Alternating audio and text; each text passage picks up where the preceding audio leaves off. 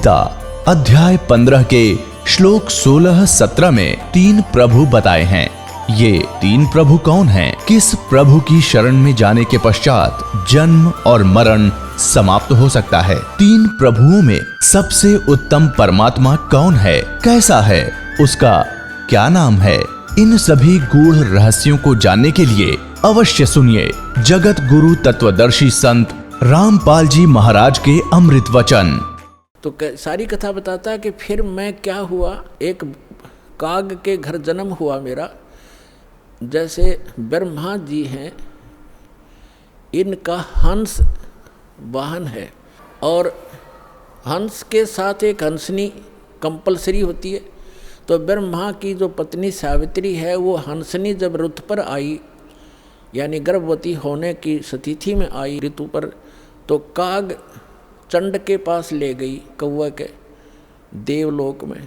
उससे मिलन होने से कागभूषण की उत्पत्ति हुई। शेष शरीर मनुष्य जैसा है, ऊपर का मुंह और चोंच कौवे जैसी है। तो वो अब उसने फिर क्या मिला, जब वो कागभूषण के रूप में जन्मा, तब कहते हैं मुझे जोगजीत नाम के एक महापुरुष आकर मिले। वो परमात्मा जैसे दास ने आप पूरे सत्संग में ये निर्णय किया कि वो परमात्मा स्वयं आकर अच्छी आत्माओं को यथार्थ ज्ञान देता है। तब उसने बताया कि मुझे जोगजीत नाम के एक संत मिले, जिन्होंने मुझे उस परमात्म तत्व का ज्ञान दिया। उन्होंने मुझे ऐसा मंत्र दिया जिससे मेरी यह स्थिति हुई कि मेरा बहुत युगों तक अमर शरीर होगा। अब कागभूषण की भी मृत्यु होगी, क्योंकि अब ये समय है। इस समय में जब कागभूषण का जन्म होता तो मोक्ष हो सके था। अब जो प्रसंग आज का चल रहा है कि 2 प्रकार से मानव शरीर प्राप्त है। आप जो परमात्मा के लिए भटक रहे थे और यहाँ आ गए, आप बहुत पुण्यकर्मी प्राणी हो। पिछले जन्म में भी आप मानव थे और मानव जैसा स्वभाव है। जहाँ कहते हैं लाइन लगा लो, लाइन लगा लेते हो। जहाँ कहते हैं यहाँ ऐसे बैठ जाओ, वहाँ जाओ, ये करवा लो। तो क्योंकि आप सभ्य हो और ऐसे व्यक्तियों को शीघ्र ही ज्ञान प्राप्त हो जाता है, शीघ्र ही ढल जाते हैं जैसे संत ढालना चाहता है। आपके मैल घड़े नहीं थे, और जो मैला कपड़ा ज़्यादा होता है धोबी को, उसको ज़्यादा प्रयत्न करना पड़ता है, साफ वो भी हो जाएगा। तो इस प्रकार स्थिति है। जो दूसरी टाइप के व्यक्ति हैं उनके ऊपर भी रजा होगी, क्योंकि जगह जगह भगवान की चर्चा चल रही है, टीवी चल रहे हैं। एक ही घर में 4 सदस्य हैं, 3 ने नाम ले लिया, एक सुनता भी नहीं। तो वो मनुष्य योनि से आया हुआ प्राणी नहीं है, को पूर्व संस्कार से जुड़ गया। लेकिन धीरे धीरे जब सारे परिवार लग रहा है, परमात्मा की वाणी चलती है, उस पर उस वाणी का भी असर होगा। और आज पूरा विश्व परमात्मा के चरणों में एक बार आएगा और सबका कल्याण होगा, चाहे किसी प्रकार जन्म हुआ हो। बोलो सतगुरुदेव।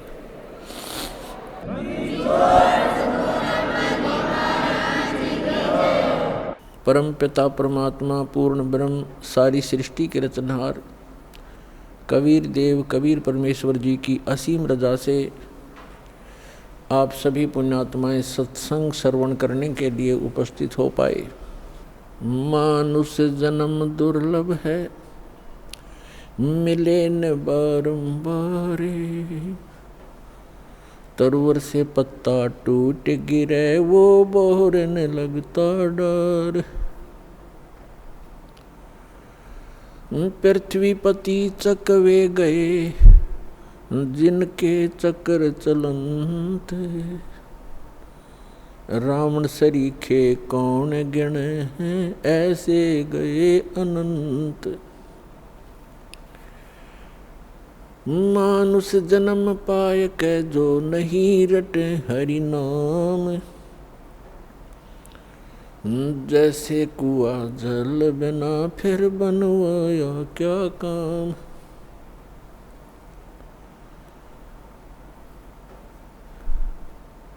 राम नाम की लूट है, लूटी जाते लूट। पीछे फिर पछताओगे, हे प्राण जहाँगे छूट। नंगा आया जगत में, नंगा ही तू जाए। बीच में ख्वाबी ख्याल है, ये मन माया भरमावे।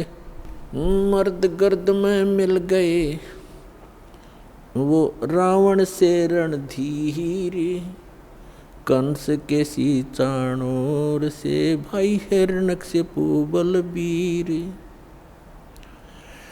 तेरी क्या बुनियाद है जीव जन्म धर लेते, गरीब दास हरि नाम बिना तेरा खाली रह जा खेत।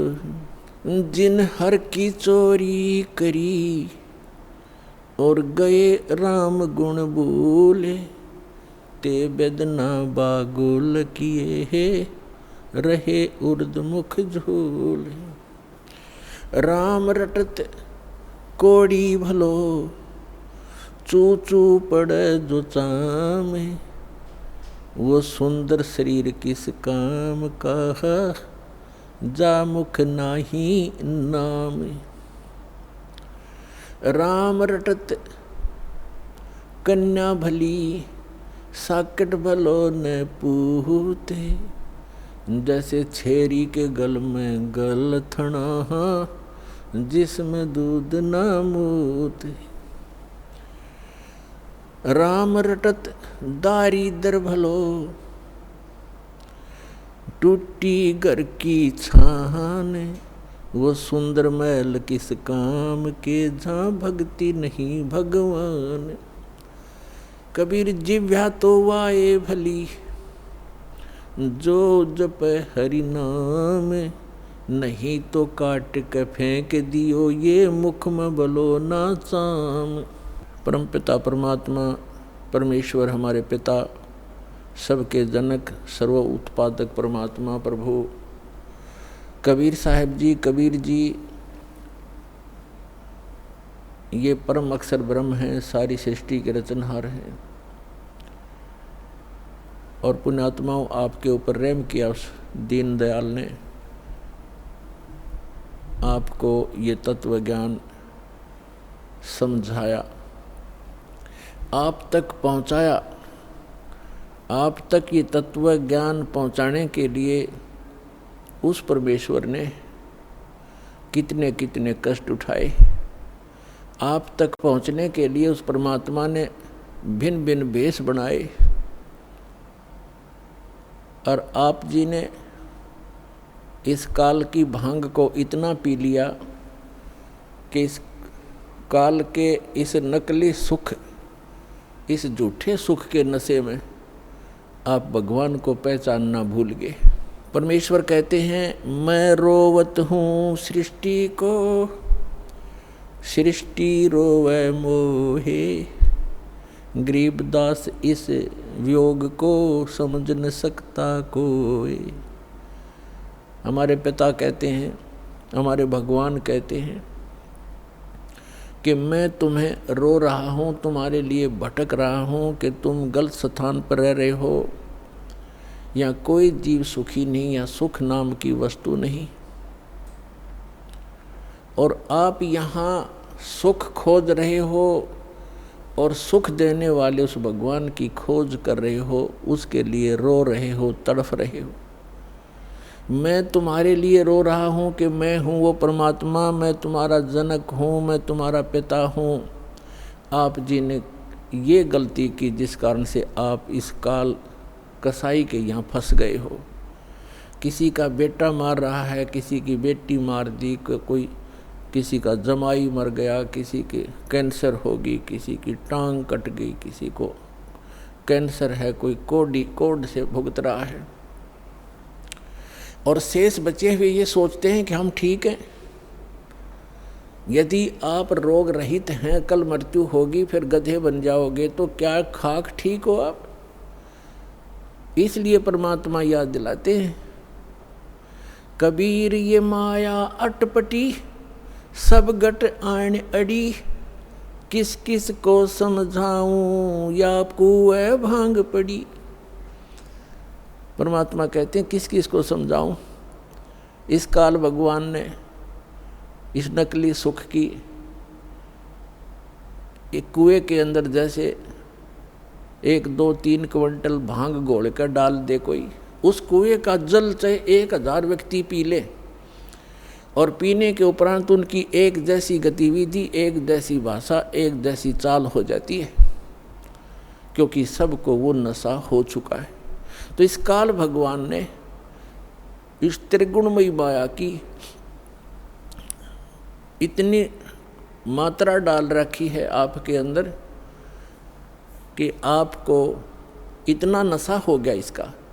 जैसे किसी के पास बढ़िया मकान, कोठी हो जाती है, कार हो जाती है, उसको नशा है वो, और वो फूला नहीं समाता, और वो भूल जाता है बालक कल मृत्यु हो जाएगी, ये कार कोठी तेरे साथ नहीं जाएंगी, यहाँ बुद्धि क्यों नहीं आती आपकी। परमात्मा हमें याद दिलाना चाहते हैं कि इन सुखों को जहाँ आप यहाँ खोज रहे हो, आपको सतलोक में मिलेंगे। यहाँ तो आपने जो कार भी व्यवस्था कर ली, 36 पंगे पाक है, फिर उसमें कोई इंजन में गड़बड़ है, कोई पेट्रोल डलवाना, जेब देखनी पड़े। सतलोक में चलो, आपको विमान मिलेंगे, विमान मिलेंगे, और आपकी मन से जहाँ चाहोगे एक सेकंड में उड़कर आप पूरा परिवार बैठकर कहीं घूम सकते हो। कोई पैसा नहीं लगेगा, आपको सब वस्तु मुफ्त मिलेंगी, सब सुख होगा, आपकी कभी मृत्यु नहीं होगी। आपका ऐसा ही परिवार वहाँ सतलोक के अंदर होगा। अभी तक ये मूर्ख बनाया करते थे नकली संत कि वहाँ प्रकाश ही प्रकाश है, चेतन ही चेतन है, आत्मा उसमें जाकर ऐसे मिल जाती है जैसे बूंद समंदर में। फिर खा क्या करेंगे वहाँ जा करके, इससे यहीं दुख सुख यहीं ठीक है। तो उनको अकल थी नहीं, ज्ञान था नहीं, उनका सवनुभव नहीं था, क्योंकि उनकी साधना गलत थी, उनका ज्ञान गलत था। वो काल प्रेरित थे, काल के भेजे आए हुए हैं।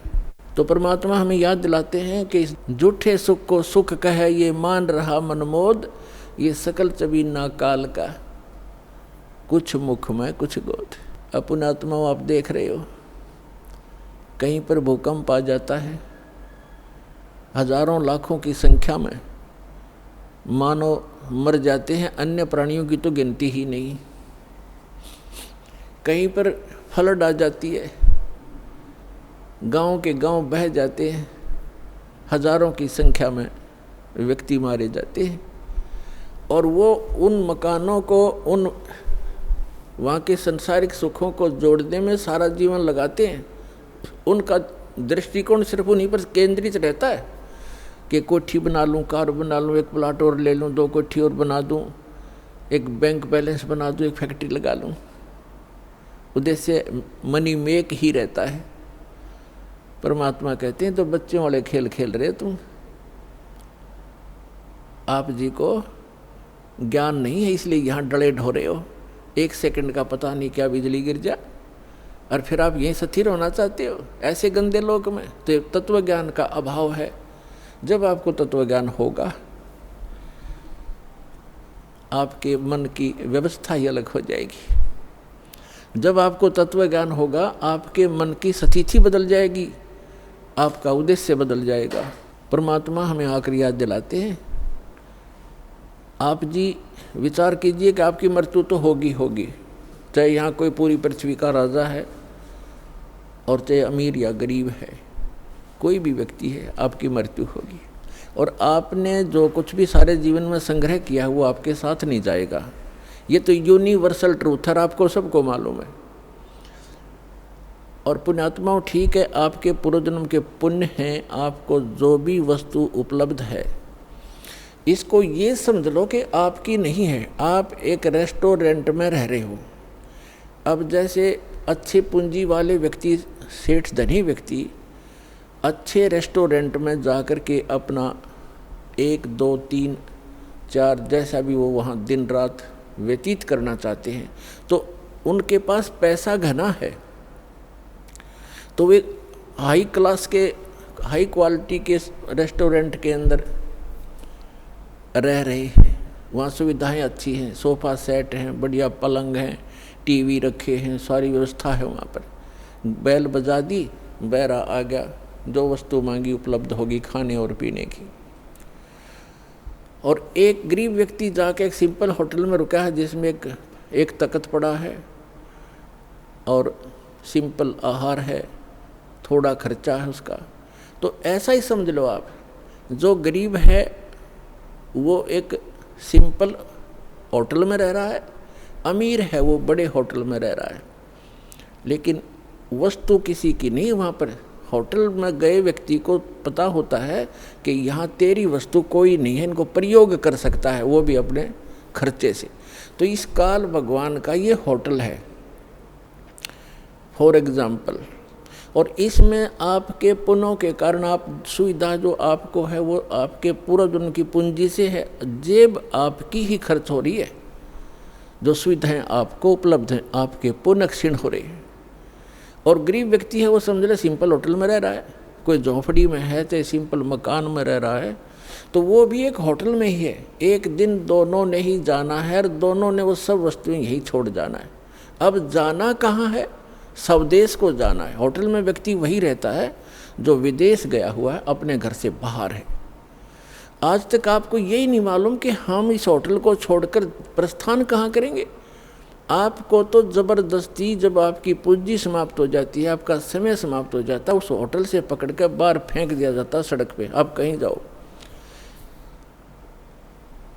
जब हम घर से बाहर चलते हैं वैसे किसी काम कार्यवश, तो जाने से पहले हम वहाँ कहाँ रुकेंगे, रात्रि हम कैसे व्यतीत करेंगे, उसकी व्यवस्था पहले करके जाते हैं। और संसार छोड़ के जाने वाला व्यक्ति कभी सोचता भी नहीं कि मृत्यु के बाद मैं कहाँ जाऊँगा। तो वो ज्ञान अब आपको प्राप्त हो रहा है कि आप ये साधना करोगे और आप इन होटलों में रहो जैसे जिसकी व्यवस्था है, ठीक है। धनी है अपने उस सुविधा को प्राप्त करो, निर्धन है अपने उन मकानों में गुजर करो। और दोनों ही दो रोटी खाते हैं, एक गरीब भी और सेठ भी। और एक चारपाई पर ही सोते हैं, तीन तीन चार चारों पर सेठ नहीं सो सकता। एक कोने में चाहे 10 कक्ष की कोठी हो, एक कक्ष के एक कमरे में एक तख्त 3.5 बाई। परमात्मा कहते हैं क्या चढ़ावा मेंढिया और लंबी भीत उसार, गरता 3.5 हाथ गणाता 4.25। यानी आपको लेटने के लिए अपने हाथ, ये हाथ होता है इतना, प्रत्येक का शरीर अपने 3.5 हाथ का होता है, 3.5 हाथ का। तो परमात्मा कहते हैं आपने चाहे 20 कक्ष की कोठी बना रखी है, उसमें 3.5 हाथ और बाई 1 हाथ, भाई इतनी जगह की जरूरत है आपको। बाकी उस कोठी की शर्मा मार ले, क्या बनेगा उसका? समय खोया, अपना जीवन व्यर्थ किया। तो कहने का भाव ये है कि ठीक है, भगवान ने आपको कोठी भी दी है, सुविधाएं भी हैं, कोई बात नहीं, लेकिन अब भविष्य की तैयारी करो, यहाँ से चलने का उद्देश्य बनाओ। असक जन्म हो गए आप जी ने यही भटकतों का। अब परमात्मा हमें बताते हैं कि आप जी यहाँ इस काल कसाई के लोक में रह रहे हो, इसने आपको अपने स्वार्थवश पाल रखा है, जैसे कसाई बकरे पालता है। पुण्यात्मा, आपके ऊपर 3 गुणों का इतना ज़बरदस्त प्रभाव हो गया कि आप जी अपने परिवार, अपनी संपत्ति को अपना मान चुके हो। और मान चुके हो जैसे नशे में व्यक्ति चाहे कुर्डियों पर पड़ा हो गंद में, और चाहे चारपाई पे लेट रहा हो, उसको पता ही नहीं तू कहाँ है। तो आज हम सभी की ये स्थिति है कि हम इस सब कुछ को अपना मान चुके, और इसको ये कहा जाता है कि आप कसाई के लोक में रह रहे हो और ये आपको सबको खाएगा बारी बारी। ये नहीं बख्शेगा किसी को भी। किसी परिवार के 3 सदस्य खा जाता है एक दिन में, कोई दुर्घटना से या कोई किसी और अन्य कारणों से, कोई बीमारी से। और शेष बच्चे ये सोचते हम ठीक हैं। जिनके साथ वो घटना घट गई उससे पहले वो भी आप जैसी ही स्थिति में थे। तो पुण्यात्मा, परमात्मा ने रजा बख्शी आपको ये ज्ञान देने की, और फिर वो विकल्प बताया कि यहाँ से जाकर आप कहाँ रहा करोगे।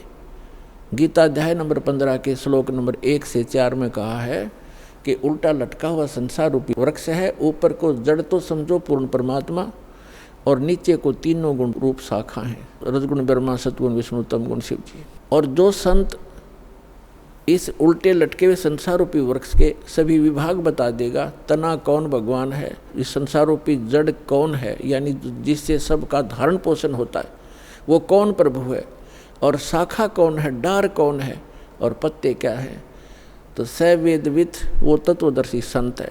तत्वदर्शी संत की प्राप्ति के उपरांत 15वें अध्याय के 4थे श्लोक में कहा श्रीमद् भगवद गीता में, उसके पश्चात परमेश्वर के उस परम पद की खोज करनी चाहिए जहाँ जाने के बाद साधक फिर लौटकर कभी संसार में नहीं आते।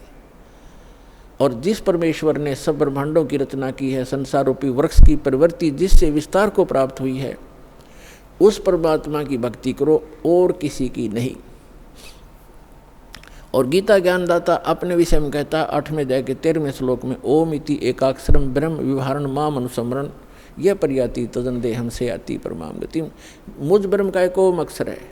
गीता का ज्ञान ब्रह्म बोल रहा है, ये काल बोल रहा है, श्री कृष्ण जी में प्रवेश करके बोल रहा है, और ये कह रहा है कि मुझ ब्रह्म का केवल एक ओम मंत्र है। इसका उच्चारण करते हुए संसार छोड़कर जाते समय भी, मरते समय भी इसी का जाप करता है तो ओम से मिलने वाली जो परम गति वो प्राप्त हो जाती है, वो ब्रह्मलोक प्राप्त होता है। ब्रह्मलोक में गए प्राणी भी वापस आते हैं, 8वें अध्याय के 16वें श्लोक में गीता जी में स्पष्ट किया है, वो भी पुनरावृत्ति के अंदर। तो गीता ज्ञानदाता कहता है 4थे अध्याय के 5 और 9 श्लोक में, गीता अध्याय नंबर 2 के श्लोक 12 में, गीता अध्याय नंबर 10 के श्लोक नंबर 2 में गीता ज्ञानदाता कहता है, अर्जुन तेरे और मेरे बहुत जन्म हो चुके, तू नहीं जानता मैं जानता हूँ। इससे सिद्ध है कि जो गीता ज्ञानदाता ब्रह्म है ये काल है। और गीता अध्याय नंबर 11 के श्लोक नंबर 32 में स्वयं कहता है कि अर्जुन मैं काल हूँ और अब प्रवृत्त हुआ हूँ। श्री कृष्ण नहीं थे काल, श्री कृष्ण होते तो ये कैसे कहते मैं अब प्रवृत्त हुआ हूँ। श्री कृष्ण जी तो पहले उपस्थित थे वहाँ पर अर्जुन के साथ, उनके सारथी बनकर। तो पुण्यात्माओं, ये हमारे सदग्रंथ एक अनमोल रतन है, इसको हमारे धर्मगुरु समझ नहीं सके, इसका अड़ंगा कर दिया, उल्टा ज्ञान बता दिया हमारे का।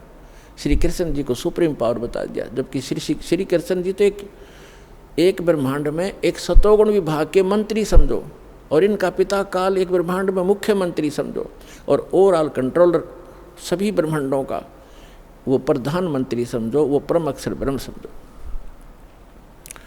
वो पूर्ण परमात्मा। उसकी साधना के लिए ही ये गीता ज्ञानदाता बार बार कह रहा है। गीता अध्याय नंबर 18 के श्लोक नंबर 62 में कहा कि अर्जुन तू सर्वभाव से उस परमेश्वर की शरण में जा, उस परमेश्वर की कृपा से तो परम शांति को, सनातन परम धाम को प्राप्त होगा।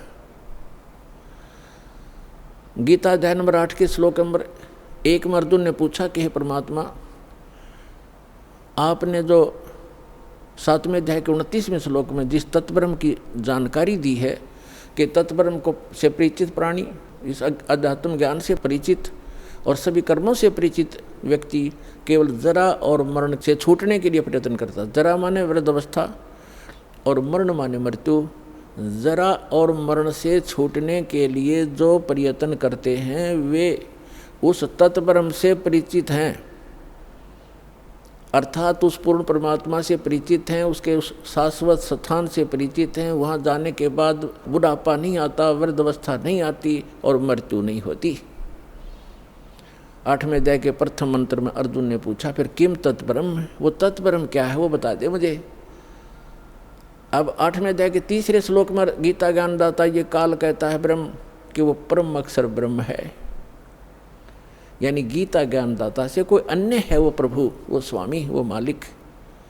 गीता अध्याय नंबर 4 के श्लोक नंबर 32 और 34 में स्पष्ट किया है कि वो सच्चिदानंद घन ब्रह्म अपने मुख कमल से बोलकर एक अमृत ज्ञान प्रचार करता है।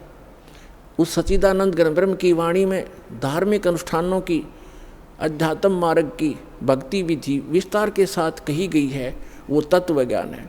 उस तत्व ज्ञान को अर्जुन तो तत्वदर्शी संतों के पास जाकर समझ, उनको दंडवत प्रणाम करने से, कपट छोड़कर प्रसन्न करने से वो तत्वदर्शी संत तुझे तत्व ज्ञान का उपदेश करेंगे। इससे सिद्ध है कि गीता के अंदर वो तत्व ज्ञान नहीं है और गीता ज्ञान दाता भी तत्व ज्ञान से अपरिचित है। उसके लिए दास को भेजा परमपिता ने, कबीर भगवान ने तत्वदर्शी संत बनाकर। अब जो प्रसंग चल रहा है कि गीता ज्ञानदाता 8वें अध्याय के 3रे मंत्र में कहता है कि वो परम अक्षर ब्रह्म है, और गीता अध्याय नंबर 8 के श्लोक नंबर 5 और 7 में अपनी साधना करने को कह रहा है कि मेरी भक्ति कर, मुझे प्राप्त होगा, लेकिन युद्ध करना पड़ेगा। और पुण्यात्मा जहाँ युद्ध है वहाँ शांति नहीं हो सकती। इसलिए गीता ज्ञानदाता कहता है 18वें अध्याय के 62वें श्लोक में कि सर्वभाव से तू उस परमेश्वर की शरण में जा, उस परम अक्षर ब्रह्म की शरण में जा, उसकी कृपा से तू परम शांति को और सनातन परम धाम को प्राप्त होगा, जहाँ जाने के बाद साधक फिर लौट कर कभी संसार में नहीं आते। अब गीता ज्ञानदाता गीता अध्याय नंबर 8 के श्लोक नंबर 8, 9, 10 में कहता है कि उस सच्चिदानंद घन ब्रह्म की भक्ति करने वाला प्राणी साधक भक्ति की शक्ति से, योग के बल से, योग माने साधना के बल से, भक्ति की ताकत से, उस मंत्रों की भक्ति की कमाई की ताकत से उस परमात्मा को सच्चिदानंद घन ब्रह्म यानी परम अक्षर ब्रह्म को ही प्राप्त होता है। अपना तो उसने मंत्र बता दिया 8वें अध्याय के 13वें श्लोक में कि मुझ ब्रह्म का केवल एक ओम अक्षर है, नथिंग एल्स। ओम नमः शिवाय, ओम ये भगवते वासुदेव, ये मंत्र नहीं है, ये तो बाल बलौने वाले खिलौने हैं, मीठी गोलियां हैं। 17वें अध्याय के 23वें श्लोक में गीता ज्ञानदाता ने केवल संकेत दिया है कि उस सच्चिदानंद घन ब्रह्म के पाने का 3 मंत्र का जाप है, नथिंग एल्स, उसके अतिरिक्त कुछ नहीं।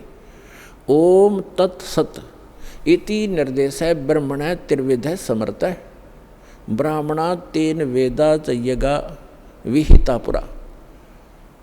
क्योंकि परमात्मा प्रत्येक युग में आते हैं और प्रत्येक युग में अपना यथार्थ ज्ञान सुनाते हैं। कुछ पुण्यात्माएं उनको स्वीकार करती हैं, इसलिए कहा कि स्टार्ट जब होता है उस समय परमात्मा यथार्थ ज्ञान देता है। ब्राह्मण माने विद्वान पुरुष, बुद्धिमान व्यक्ति, फिर इसी आधार से वो साधना किया करते हैं। फिर कुछ दिनों के बाद फिर से ये काल के दूत सक्रिय हो जाते हैं और यथार्थ ज्ञान को समाप्त कर देते हैं। इसलिए गीता ज्ञानदाता कहता है कि मैंने पहले भी ये ज्ञान दिया था शाश्वत इन सभी को, और फिर उसको आगे कुछ दिन चला, लेकिन अब ये लोप हो गया या पुनः फिर दे रहा हूँ। तो यहाँ बताया है कि ओम तत्सत, ओम तो ब्रह्म का। गीता अध्याय नंबर 15 के श्लोक नंबर 16 और 17 में 3 पुरुष हैं, एक सरपुरुष, एक अक्षर पुरुष। सरपुरुष ये काल है, ये ब्रह्म है जिसके लोक में हम फंसे हुए हैं, ये काल कसाई कहा गया है। इसको वेदों के जो ज्ञाता कहलाते थे इसको ब्रह्म कहते थे, और ब्रह्म को ये सुप्रीम पावर कहते थे। इनको कख भी पता नहीं था। ये केवल 21 ब्रह्मांड का स्वामी है, प्रभु है, ब्रह्म माने भगवान है, स्वामी है। और फिर परब्रह्म इससे नेक्स्ट, जैसे दादा परदादा, एक दादा उससे नेक्स्ट दादा, तो ये ब्रह्म फिर परब्रह्म को अक्षर पुरुष भी कहते हैं, इसको सर पुरुष कहते हैं ब्रह्म को। अक्षर पुरुष 7 शंख ब्रह्मांड का स्वामी है, नील पद्म शंख, 7 शंख ब्रह्मांड का स्वामी है, इसको अक्षर पुरुष का। इसकी आयु बहुत लंबी है, इसलिए इसको अक्षर पुरुष कहते हैं। अब जो तीसरे नंबर का है, गीता अध्याय नंबर 15 के श्लोक 16 में 2 पुरुष हैं, सरपुरुष और अक्षर पुरुष, और बताया है कि जितने भी इनके अंतर्गत प्राणी हैं शरीरधारी, इन सब का और साथ में दोनों सरपुरुष और अक्षर पुरुष का शरीर तो नाशवान है, जीवात्मा किसी की नहीं मरती। आगे फिर 15वें अध्याय के 17वें श्लोक में तुरंत बताया है कि उत्तम पुरुष है तू अन्य परमात्मा इति उदाहरते। उत्तम पुरुष, पुरुषोत्तम तो कोई और ही है इन दोनों से, सरपुरुष और अक्षर पुरुष से। वो 8वें अध्याय के 3रे श्लोक में गीता ज्ञानदाता ने बता दिया वो परम अक्षर ब्रह्म है। अब देखो, ब्रह्म एक सरब्रह्म, सरपुरुष को हो चाहे सरब्रह्म को, जिसको काल कहते हैं, जिसने गीता का ज्ञान श्री कृष्ण में प्रवेश करके दिया, इसको सरब्रह्म कहते हैं। ये 21 ब्रह्मांड का ब्रह्म है, स्वामी है। और जो अक्षर ब्रह्म है, अक्षर पुरुष कहो चाहे अक्षर ब्रह्म को, वो 7 संघ ब्रह्मांड का स्वामी है। और परम अक्षर पुरुष कहो, परम अक्षर ब्रह्म को, वो असंख्य ब्रह्मांड का ओवरऑल कंट्रोलर है। और वही इस संसार रूपी वृक्ष का मूल है, जड़ है, जिससे सबका धारण पोषण होता है, जो सबका पालक है। गीता अध्याय नंबर 15 के श्लोक नंबर 17 में कहा कि उत्तम पुरुष है तू अन्य परमात्मा इति उदाहरत है, यह लोक तर्म आविश्य विभर्ति अवय ईश्वर है। इसमें बताया है कि उत्तम पुरुष है तू अन्य, इन सरपुरुष अक्षर पुरुष से वो श्रेष्ठ भगवान, उत्तम माने श्रेष्ठ, पुरुषोत्तम कहो उत्तम पुरुष कहो एक ही बात है। वो पुरुषोत्तम तो कोई और है, वो परम अक्षर ब्रह्म है। 8वें अध्याय के 3 श्लोक में गीता ज्ञानदाता ने स्पष्ट ही कर दिया। और जिसको परमात्मा कहा जाता है, ओए होए अपने आत्मा, अभी तक तो आप जी को अध्यात्म मार्ग का ABC भी ज्ञान नहीं था, क्योंकि हमारे ये गुरु ही ऐसे नकली थे, इनको स्वयं ज्ञान नहीं था। अब परमात्मा का अर्थ क्या होता है? अब आज का जो सत्संग है, इस परमात्मा कौन है? ये कसाई काल के लोक में हम रह रहे हैं, हम कैसे ये कसाई है और परमात्मा कौन है? जैसे गीता अध्याय नंबर 15 के श्लोक नंबर 17 में स्पष्ट कर दिया है कि उत्तम पुरुष है तू अन्य परमात्मा इति उदाहरत है, जिसको परमात्मा कहा जाता है। ओए होए परमात्मा, परम माने श्रेष्ठ, आत्मा माने सोल, यानी अच्छी आत्मा, दीन दयाल जिसको कहा जा सकता है, परमात्मा श्रेष्ठ आत्मा। और जो मारे, पूरे किसी परिवार को मारता है, काटता है और बुरा हाल कर रखा है, क्या वो परमात्मा हो सकता है? न कभी नहीं। भले ही हम उसको अनजानपने में परमात्मा मान बैठे हैं, पर वो परमात्मा नहीं है। परमात्मा की परिभाषा से जब आप परिचित होगे, परमात्मा वो है जो केवल सुख दे, दुख नहीं दे। तो वो सतलोक, वो परमात्मा जो हमें वो स्थान बता रखा कि मेरा वहाँ लोक है, मैंने वहाँ ऐसी व्यवस्था कर रखी है, तो सारे असंख्य ब्रह्मांडों के प्राणी आप सतलोक में रह सकते हो। और सब एक जैसी व्यवस्था है, सुंदर महल बने हुए हैं, तेजपुंज के सुंदर, आगे बाग बगीचे हैं, सबके आगे पार्क बने हुए हैं, उसमें बहुत सुंदर फल मेवा सदा लगी रहती है। और जब चाहे किसी प्रकार का आहार मन इच्छा आप करोगे, आपकी रसोई में तैयार मिलेगा, बना बनाया पका पकाया सेकंड में, और फल फ्रूट हैं। तो वहाँ जाने के लिए परमात्मा कहते कि वो है परमात्मा, उसको परमात्मा कहते हैं। वह मृत्यु नहीं, बुढ़ापा नहीं, रोग नहीं, शरीर ऐसा है, राग द्वेष होता ही नहीं। और वहाँ ऐसी व्यवस्था है तो चाहे तो भी राग द्वेष नहीं हो सकता, क्योंकि सबको एक जैसी सुविधाएं हैं।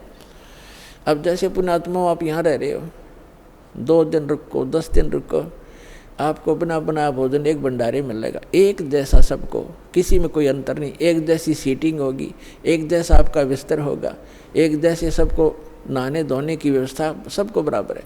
तो यहाँ राग द्वेष हो ही नहीं सकता। कोई उसे मूर्ख बुद्धि भ्रष्ट होता है, जिसका स्वभाव में प्रवेश होता है, वो आकर बकवाद वैसे कर लो। किसी ने यहाँ गद्दा लगा रखा है, अपना बिस्तर लगा रखा है, दूसरा आके घाट इधर, मैं इधर बैठूंगा, तो ये तो कहीं पैदा कर लो। बकवादी आदमी होते हैं, वो तो दुर्बुद्धि होते, नहीं तो सभ्य व्यक्ति होते हैं। यहाँ कोई प्रकार का द्वेष राग आपको नहीं हो सकता, क्योंकि सबको एक जैसी व्यवस्था है। ऐसे ही सतलोक के अंदर वहाँ किसी चीज़ का अभाव नहीं। यहाँ चोरी डाकैत और ये बुराइयाँ क्यों करते हैं? क्योंकि यहाँ पर हर चीज़ का अभाव है। प्रत्येक वस्तु किसी भी व्यक्ति को उपलब्ध नहीं है, चाहे कोई भी है। किसी को ऐसा रोग हो जाएगा, चाहे कितना सेठ है, उसकी दवाई मिल लेना, मारे जाओ टक्कर द्वार के। एक बता रहा था कि इतना बड़ा सेठ था, करोड़ों की इनकम थी उसको, और स्वयं वो कोई ना फल खा सकता था, ना कोई आहार कर सकता था, दाल का पानी घोल के और छान के पिया करता। चाट ले उस माया न सिर पर धर ले फैक्ट्री और कोई ठीरे। कहते हैं जीवित जग में जूती पड़े फिर जम तोड़े छाती, बिना भक्ति के प्राणी यहीं दुखी हो जाएंगे, आगयम के दूत उनको बहुत सताएंगे। तो यहाँ परमात्मा आपको बताना चाहते हैं कि आप काल के लोक में रह रहे हो। गीता अध्याय नंबर 15 के श्लोक नंबर 16-17 में 3 पुरुष हैं। अब 17वें का प्रकरण चल रहा है कि उत्तम पुरुष है तू अन्य और परमात्मा इति उदाहरते, उसको परमात्मा कहा जाता है।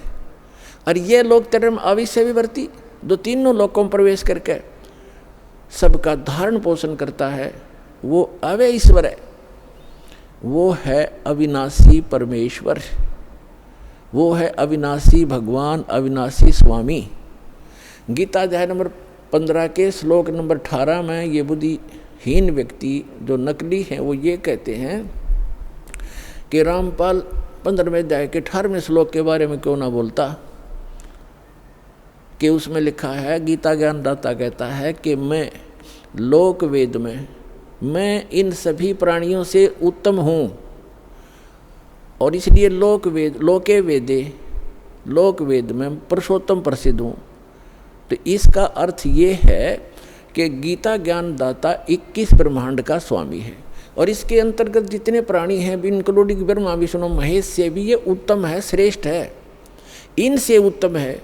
इसलिए दंत कथा के आधार पर, लोक वेद के आधार पर मैं पुरुषोत्तम प्रसिद्ध हूँ, क्योंकि मैं इनसे उत्तम हूँ, श्रेष्ठ हूँ, तगड़ा हूँ, इसलिए मैं पुरुषोत्तम प्रसिद्ध हो रहा हूँ। लेकिन उत्तम पुरुष है तू अन्य, 15वें अध्याय के 17वें श्लोक में उसने क्लियर कर दिया। तो पुण्यात्माओं, ये अज्ञानता का ही परिणाम होता है, जिसमें थोड़ा बहुत कचरा रह जाता है, वैसे फसड़ कराया करे वो फिर कार्बोरेटर। तो इनमें थोड़ा ये दास चाहता है कि सारा सफाई कर दूं ताकि आपको कोई मिसगाइड ना कर सके। तो इस प्रकार 15वें अध्याय के 18वें श्लोक को समझो कि ये कहता है कि जितने मेरे अंतर्गत प्राणी हैं उनसे मैं उत्तम हूँ, पुरुषोत्तम कहलाता हूँ, इसलिए इन तम तगड़ा हूँ, श्रेष्ठ हूँ, इसलिए पुरुषोत्तम प्रसिद्ध हो रहा हूँ। लेकिन वो पुरुषोत्तमता कोई और है। 15वें अध्याय के 70वें श्लोक में। तो अब प्रसंग हम यहाँ आते हैं कि उसको परमात्मा कहा जाता है। ओए है परमात्मा, प्रभु का नाम का अर्थ होता है स्वामी। उसको ब्रह्म कहो, प्रभु कहो, साहिब कहो, और राम गॉड खुदा अल्लाह कहो, अल्लाह भी स्वामी। और जैसे परमात्मा किसे कहते, परमात्मा उसे कहते हैं जो कभी दुख नहीं देता, सबको सुख सुख देता है। उत्तम पुरुष है तो अन्य परमात्मा इति उदाहरत है।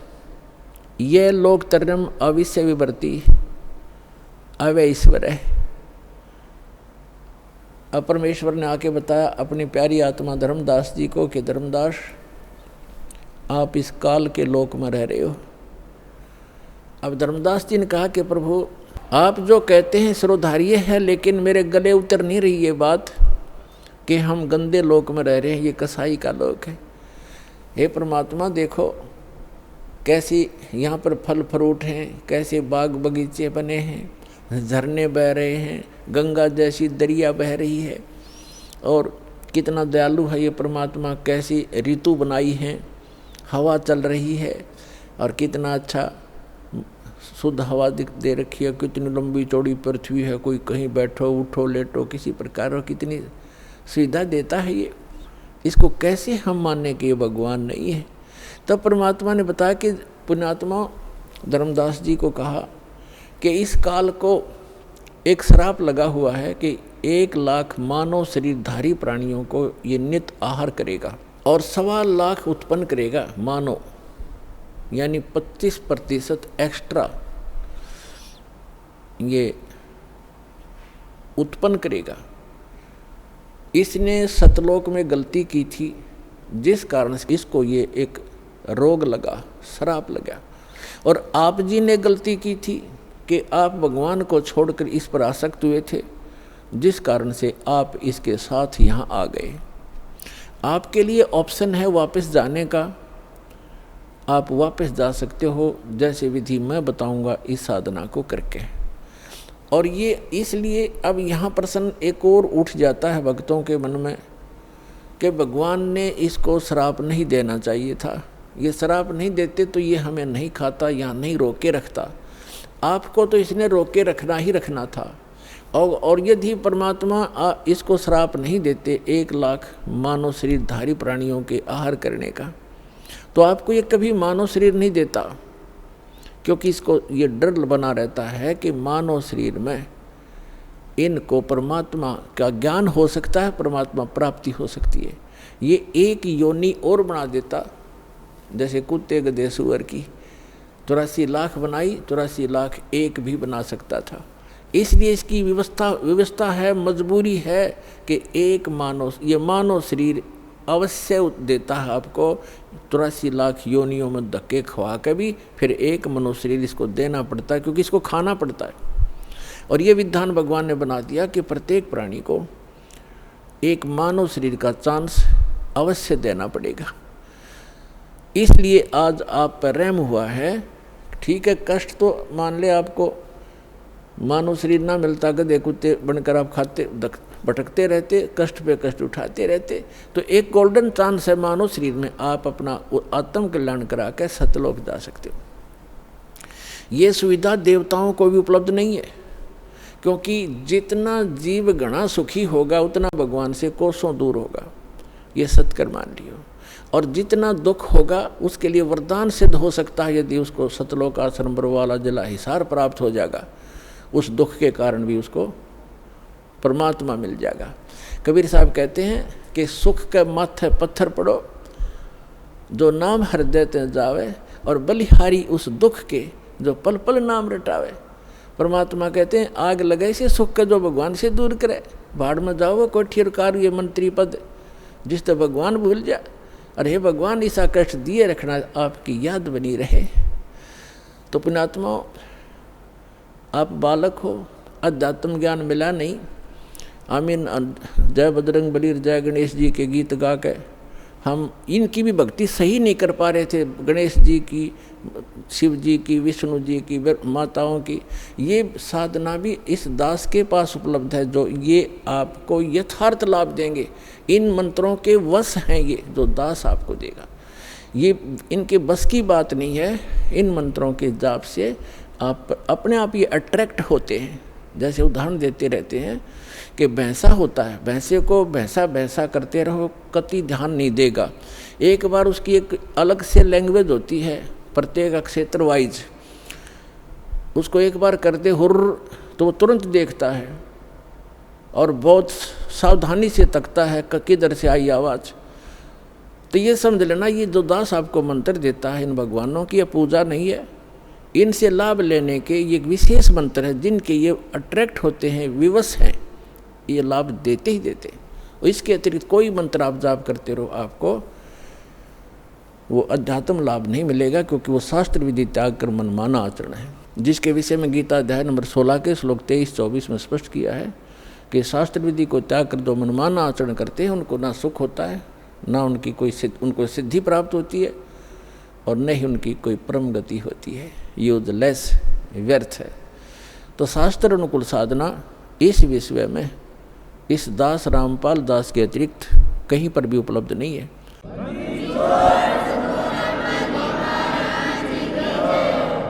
इसको चाहे आप अभिमान समझना या तत्व ज्ञान समझना, ये धीरे धीरे आपको अपने आप समझ में आ जाएगा दास क्या कहना चाहता है। अभिमान तो वो व्यक्ति किया करता जिसकी अपनी कोई खोज हो, चाहिए तो उसने भी नहीं। और हम तो संत भक्त हैं, हम किसी प्रकार का कोई अभिमान या ईगो कभी नहीं रखते। जो ऐसा रखता है वो भक्त नहीं, ना संत नहीं, क्योंकि ये तो सदग्रंथों में प्रमाणित है, हमारे सदग्रंथों में लिखा हुआ था। वो खजाना इनका हाथ लगा नहीं, क्योंकि ये इनको ज्ञान नहीं था। अपने आत्माओं, जैसे श्रीमद् भगवद गीता अध्याय नंबर 17 के श्लोक नंबर 23 में लिखा है, ओम तत्सत इति निर्देश ब्रह्मण तिर्वेद समर्थ ब्राह्मणा तेन वेदाच यज्ञा विहिता पुरा। इसका अर्थ ये है कि उस सच्चिदानंद घन ब्रह्म परम अक्षर ब्रह्म के प्राप्ति का, उस शाश्वत स्थान में जाने का एक 3 अक्षर का मंत्र है, ओम तत्सत इति निर्देश है। निर्देश माने डायरेक्शन, नथिंग एल्स, फाइनल फैसला, फाइनल डिसीजन। अच्छा, यहाँ पर ओम तो ब्रह्म का है, सरपुरुष का, और तत् और सत ये सांकेतिक है। तत् ये अक्षर पुरुष का, जिसको अक्षर ब्रह्म भी कहते हैं, जो सात्संग ब्रह्मांड का स्वामी है, ये मंत्र है। और सत ये परम अक्षर ब्रह्म का मंत्र है। ये तत् और सत सांकेतिक है। और यहाँ बताया है, गुरु बिन वेद पढ़े जो प्राणी, समझन सार रहे अज्ञानी। गुरु बिन काहू न पाया ज्ञाना, जो थोथा भूस छड़े मूड किसाना। सतगुरु के बिन, गुरु के बिना किसी को भी वेदों का ज्ञान नहीं हुआ, वो तो ऐसे अपने अटकलबाजी करते रहे जैसे कोई मूढ़ किसान धान निकालने के बाद पड़ी पराली को और उसको कूट रहा है मोगरों से, डंडों से, या उनको पटक रहा है पकड़ पकड़ के। किस लिए? उससे पूछा जाए कि इसमें से कनक निकालूंगा, धान निकालूंगा, तो उसको ज्ञान नहीं है, वो मूढ़ है। और समझदार तो उसमें से निकाल के ले जा चुका है, वो तो पराल पड़ी है, भूस पड़ा है। तो जो भूस को कूट रहा है वो तत्व ज्ञान उस मार्ग का परिचित नहीं है। तो यहाँ बताया है, गुरु बिन काहू न पाया ज्ञाना, जो थोथा भूस छड़े मूढ़ किसाना। गुरु बिन वेद पढ़े जो प्राणी, और समझे न सार रहे अज्ञानी। तो ये सभी अज्ञानी थे। कई वक्त आते हैं, वो कहते हैं जी मैंने सुधांशु जी से नाम ले रखा है, और फिर क्या बताता है जी भूत प्रवेश है, प्रेत बाधा कई वर्षों से। अच्छा, फिर सुधांशु जी के मंत्र ने के काम किया आपका? क्या नाम दे रखा है? ओ हरिओम तत्सत। अरे वाह भाई वाह, ये है वो नीम हकीम। कहते वस्तु कहाँ खोजे कहाँ, किस विद लागे हाथ, एक पलक में पाइए भेदी ले ले साथ। अब ये तत् और सत ये सांकेतिक है। ओम तत्सत ओम तत्सत ये नहीं जप करना। हरि ओम तो कभी करना ही नहीं साथ लगा करके। ओम की बेइज्जती करते हो आप। ओम मंत्र अकेला जाप किया जाता है, इसके साथ कोई भी जोड़ नहीं होना चाहिए। ऐसे ही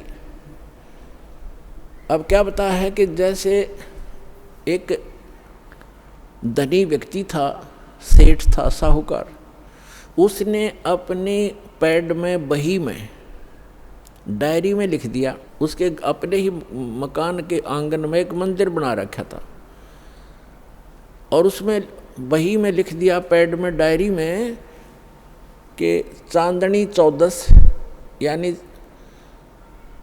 चांदनी 14 रात्रि के 12 बजे मंदिर के गुम्बज में इतने किलो चांदी, इतने किलो सोना और इतने नगद पैसे जमा कर रखे, दबा रखे। इसलिए कोड वर्डों में लिखते थे कि बच्चे कहीं गलती से कभी खोद बैठें, निकाल ना लें, मेरे जाने के बाद फिर ये प्रयोग कर लें।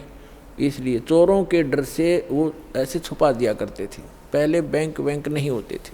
उस सेठ की मृत्यु होगी अचानक। पिता के अंतिम संस्कार करके उन बच्चों ने फिर देखा कि पिता की लेख देखते हैं।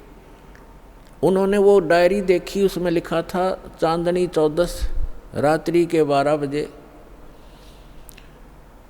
मंदिर के गुम्बज में इतना धन दबा रखे। तो उन बच्चों ने 2-3 दिन के बाद अपने पिता की क्रियाक्रम से निपट कर हफ्ते 10 दिन, 12 दिन, 15 दिन के बाद वो मंदिर का गुम्बज फोड़ दिया रात्रि के समय। उन्होंने सोचा, पिता ने संकेत दिया है कि दिन में तो कोई देख लेगा, रात्रि में फोड़ियो। तो रात्रि में उन्होंने मंदिर का गुम्बज फोड़ डाला, उसमें कुछ नहीं था। उनको बड़ा अफसोस हुआ कि पिताजी तो हमें गलत गाइड करके हमें बहका गए और धन कहीं और दबा गए। अब उसको कैसे खोजेंगे, गया हाथ से, बहुत धन था। बुरी तरह रो रहे हैं। कुछ दिनों के बाद उसके पिता का कोई मित्र सेठ आया। बच्चों ने अपनी समस्या उसके सामने रखी कि अंकल ऐसे ऐसे समस्या आ गई है, हमारे पिताजी ने झूठ बोल दिया, पैसा कहीं और छुपा रखा है, हम गुम्बज में लिखा है, गुम्बज में तो पाया नहीं, हमने मंदिर भी फोड़ दिया। तब उस सेठ ने कहा कि मुझे दिखाओ कहाँ लिखा है। उसने लेख देखा कि चांदनी 14 रात्रि के 12 बजे मंदिर के गुम्बज में इतना पैसा। तो उसने कहा, बेटा इस गुम्बज को यथाउचित बनाओ, यथावत जैसे था वैसा ही बना दो, फिर बताऊंगा कहाँ पर है। और चांदनी 14 आने दो।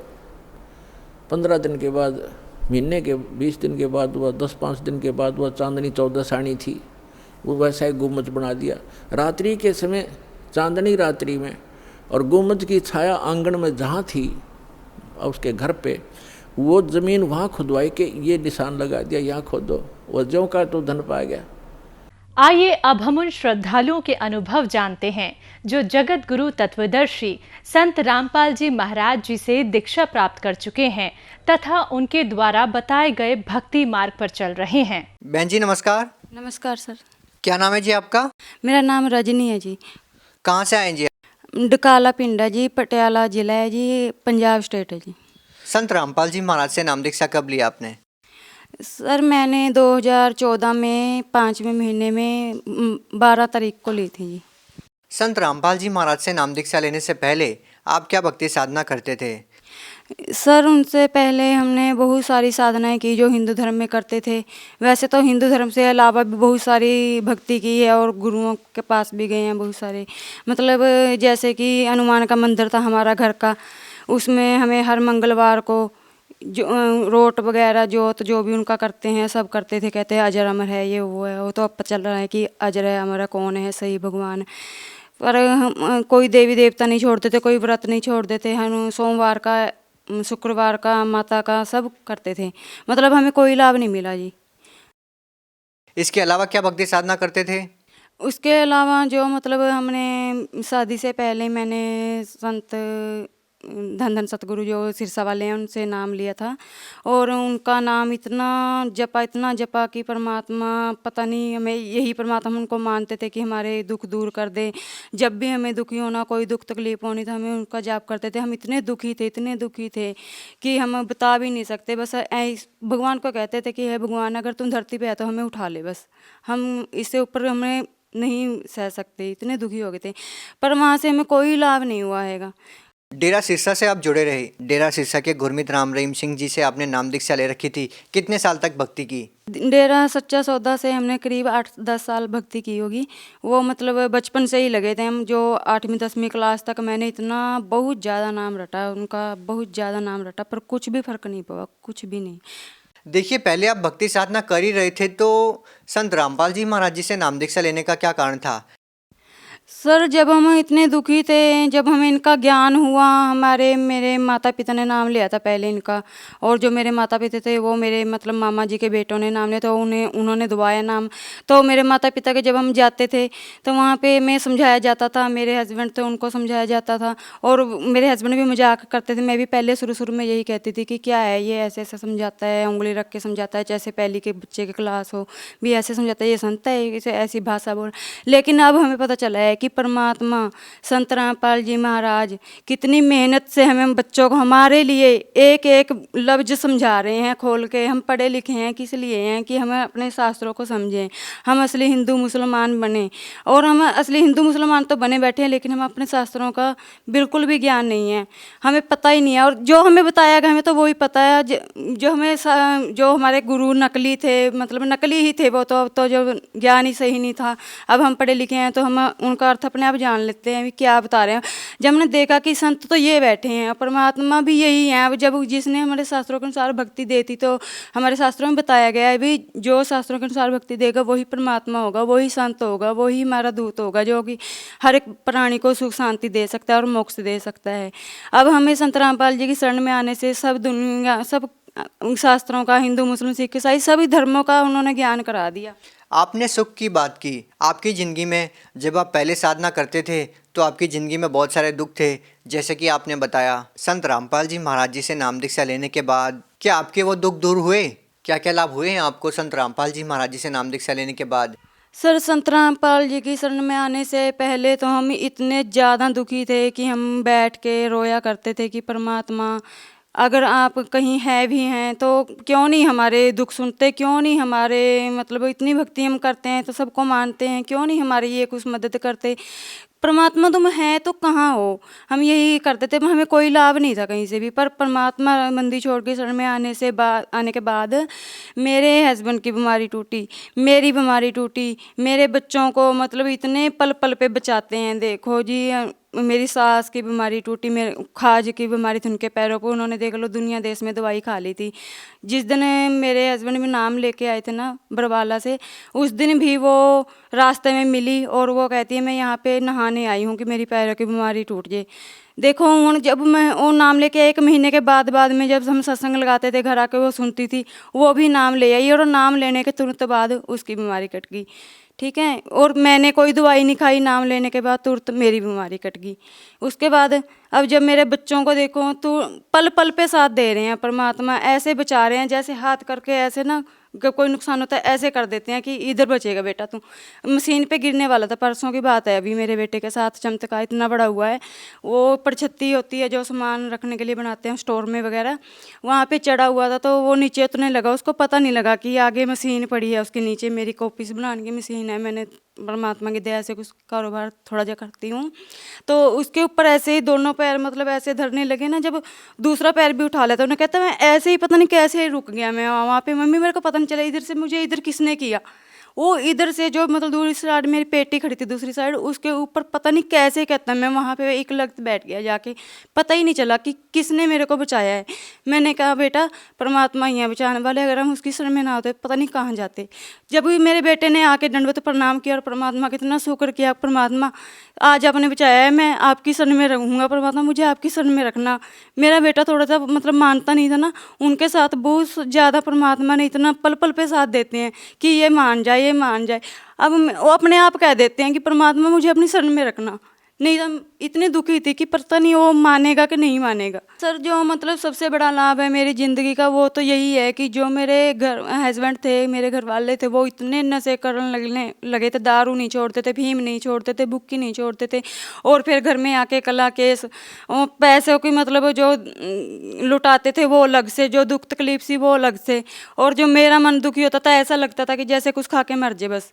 इतना मन दुखी था कि एक औरत की तकलीफ को और कोई नहीं समझ सकता, एक औरत ही समझ सकती है, परमात्मा बंदी छोड़ ही समझ सकते हैं, उनके अलावा कोई समझ ही नहीं सकता, और उन्होंने समझा है और मेरे दुख दूर किए हैं। नहीं तो अगर मैं उसकी शरण में ना होती पता नहीं आज मेरे शरीर कहाँ रुलता, कहाँ मेरे हाथ रुले होते अब तक। क्या आपके पति आज भी नशा करते हैं?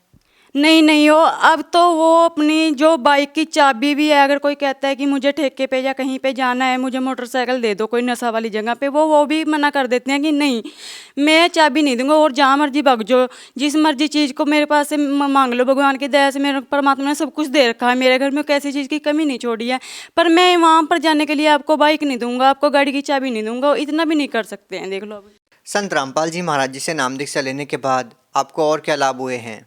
संत रामपाल जी की महाराज की शरण में जाने के बाद मेरे घर में सुख शांति हुई है, और मेरे घर में सबसे बड़ा लाभ यही हुआ कि मैं ना अपने घर में भी परायो जैसी थी। जैसे मैं किसी चीज़ को छूती थी तो मेरे घर वाले कहते थे नहीं ये केड़ा तुम्हारे बाप ने दी है, तुम्हारी माँ ने दी है, मेरी है, हमारी चीज़ को हाथ नहीं लगाना। और अब देखो परमात्मा ने मेरा वो घर बना दिया पहले जहाँ मैं रहती थी, और उसके बाद परमात्मा ने अब मेरे को इतना बड़ा घर दिला दिया, पता नहीं वो कैसे किस तरह है। मेरे हस्बैंड के दिल में आया कि मैं जगह लूँ वो लूँ, इतनी बढ़िया परमात्मा ने मतलब वो घर भी बना दिया, अब कोई कहने वाला भी नहीं है हमें।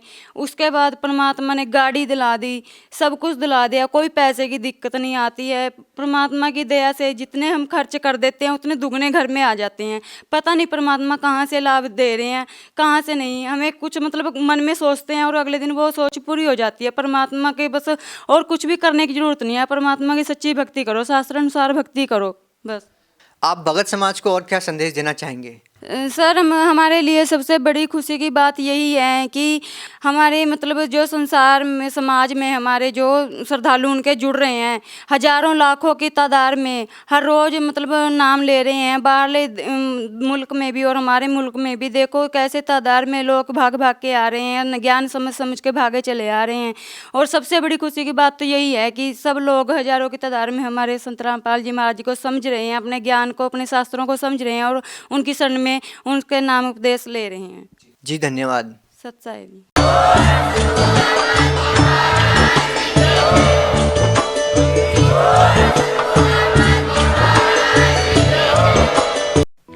आप सुन रहे थे जगत गुरु तत्वदर्शी संत रामपाल जी महाराज के मंगल प्रवचन।